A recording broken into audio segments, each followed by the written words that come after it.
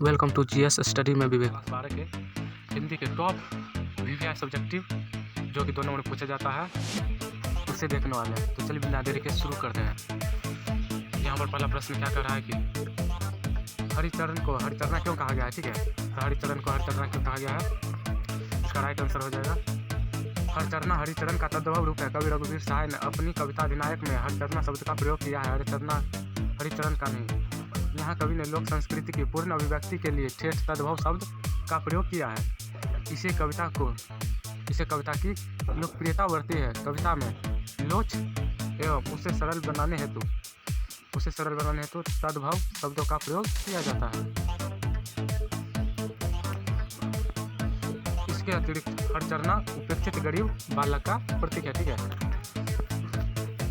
वही दूसरा प्रश्न क्या कहा है कि अधिनायक का क्या अर्थ है। ठीक है, तो अधिनायक का क्या अर्थ है, तो लोकतांत्रिक व्यवस्था में सत्ताधारी वर्ग अधिनायक रूप में है। उसकी राजसी ठाट बाट भड़कीले रोकदाव उसकी पहचान होती है। वही अगला प्रश्न क्या है, वाक शक्ति न होती तो क्या होता। ठीक है, यह भी जो है बहुत ही महत्वपूर्ण प्रश्न है। ठीक है, हमें वाक शक्ति न होती तो क्या होता। चलिए देख लेते हैं इसका आंसर। हमें वाक शक्ति न होती तो मनुष्य गूंगा होता, वह मुक्ति बधिर होता। मनुष्य को सृष्टि की सबसे महत्वपूर्ण देन उसकी वाक शक्ति है। इसी वाक शक्ति के कारण वह समाज में वार्तालाप करता है, वह अपनी बातों को अभिव्यक्त करता है।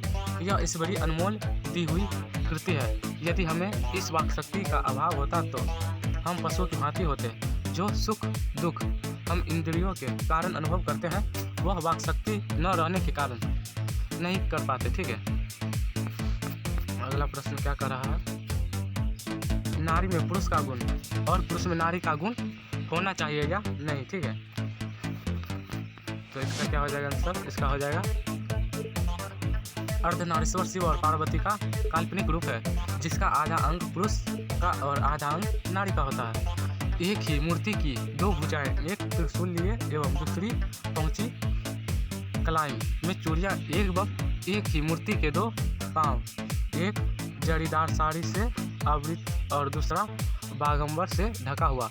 यह शिव और शक्ति का समन्वय रूप है। इस स्वरूप की कल्पना के पीछे इस बात और शक्ति का समन्वय रूप है।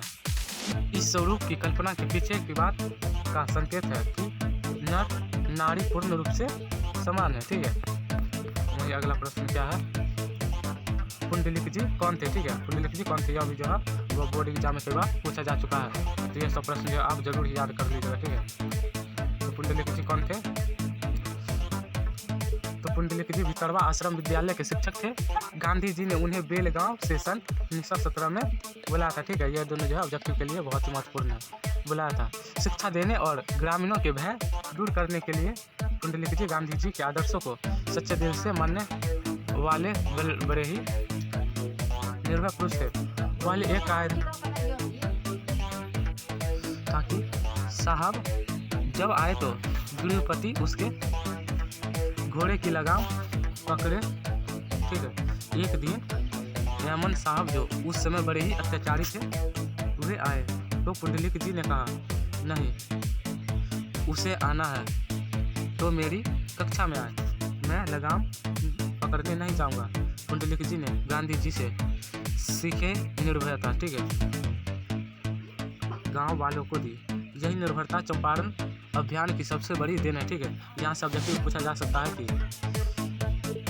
पश्चिम चंपारण की अभियान की सबसे बड़ी देन क्या है। ठीक है, तो इसका क्या हो जाएगा, निर्भरता हो जाएगा। अगला प्रश्न क्या है, अगला प्रश्न है वो सदानीरा किस नदी के लिए कहा गया है। ठीक है, यह भी जो बहुत ही महत्वपूर्ण प्रश्न है और कई बार बिहार बोर्ड में और क्लास 12 में बहुत बार पूछा जा चुका है। ठीक है, तो इसे भी जो है आप आराम से याद कर लीजिएगा। तो सदानीरा जो है वह किस नदी के लिए कहा गया है, तो इसका क्या हो जाएगा, इसका हो जाएगा वो सदानीरा परम पावन नदी गंडक के लिए कहा गया है, जो कि ऑब्जेक्टिव में भी पूछा जाता है। ठीक है, वही अगला प्रश्न क्या है, उसने कहा था दिव्य प्रेम पर प्राणोत्सर्ग की कहानी है या नहीं। ठीक है, इसका आंसर क्या हो जाएगा, इसका जो आंसर हो जाएगा वह हो जाएगा उसने कहा था शीर्षक कहानी दिव्य प्रेम पर प्राणोत्सर्ग की कहानी है। लहना सिंह के बचपन की प्रेमिका की शादी सूबेदार हजारा सिंह के साथ हुई थी। संयोगवश लहना सिंह सूबेदार हजारा सिंह के अंदर ही पज था। सूबेदार हजारा सिंह की पत्नी से लहना सिंह की अचानक भेंट होती है और पूर्व की स्मृतियाँ मानस पटल पर उभर जाती है। सूबेदारनी युद्ध में अपने पति और पुत्र की रक्षा करने का निवेदन लहना सिंह से करती है, जिसका पालन लहना सिंह ने अपनी प्राणों की बाजी लगाकर सचमुच में यह कहानी प्रेम पर प्राणोत्सर्ग की अद्भुत मिसाल है। ठीक है, वहीं अगला प्रश्न क्या कर रहा है कि